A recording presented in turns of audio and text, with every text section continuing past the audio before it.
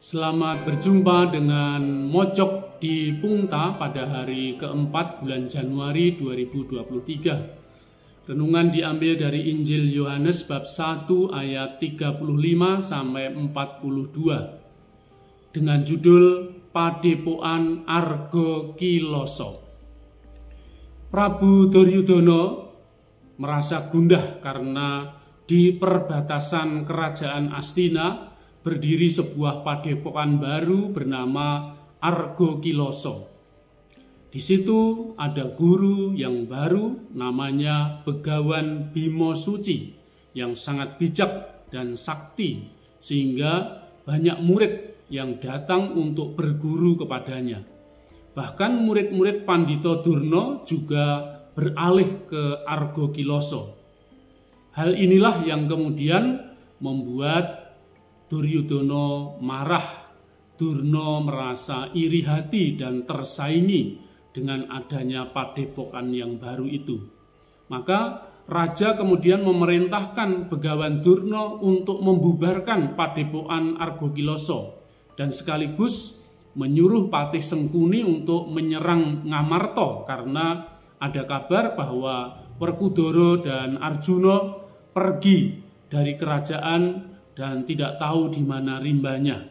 Mumpung kekuatan lemah, maka mereka harus diserang.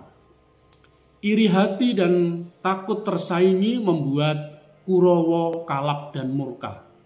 Argo Kiloso menjadi pusat pendidikan baru. Banyak murid belajar pada Begawan Bimo Suci.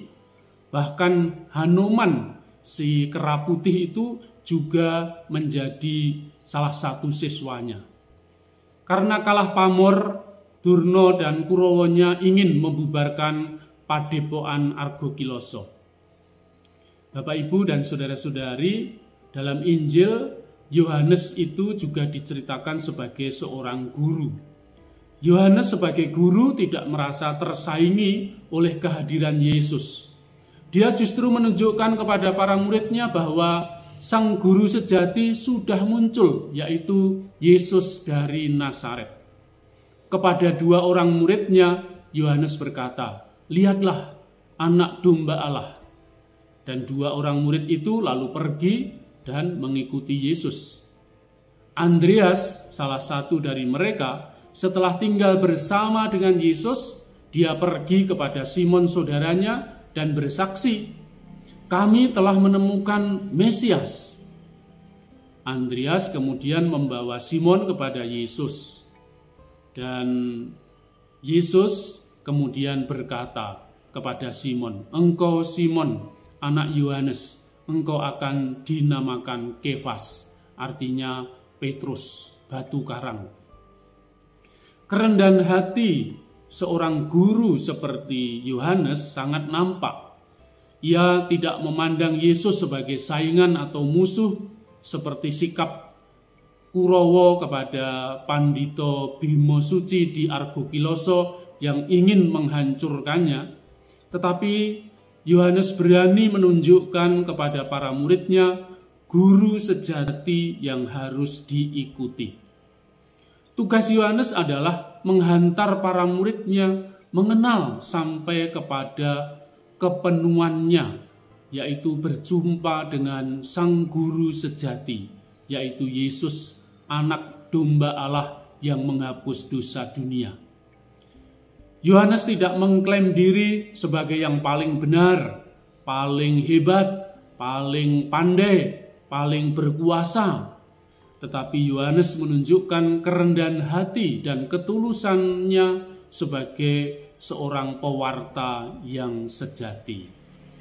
Ia dengan rendah hati berkata, "Untuk membuka tali kasutnya pun aku tidak pantas." Yohanes ini konsekuen dan konsisten pada perutusannya. Ia diutus untuk mendahuluinya dan membuka jalan bagi Sang Mesias. Maka dia berkata, "Ia, Yesus, harus makin besar, tetapi aku harus makin kecil." Bapak, Ibu, saudara-saudari, Yohanes berbeda jauh dengan Durna, gurunya para Kurawa itu. Kalau Yohanes memandang orang lain dengan semboyan homo homini salus, manusia menjadi keselamatan bagi orang lain. Kalau Pendeta Durno itu bersemboyan homo homini lupus, manusia menjadi serigala bagi manusia yang lain. Maka sebagai saingan, sebagai musuh harus dimusnahkan. Itu semboyannya Durno. Maka mari kita meneladan semangat Santo Yohanes Pembaptis yang dengan rendah hati, tulus ikhlas, dan memandang orang lain sebagai kawan karib yang membawa damai. Semoga Tuhan memberkati. Berkah dalem.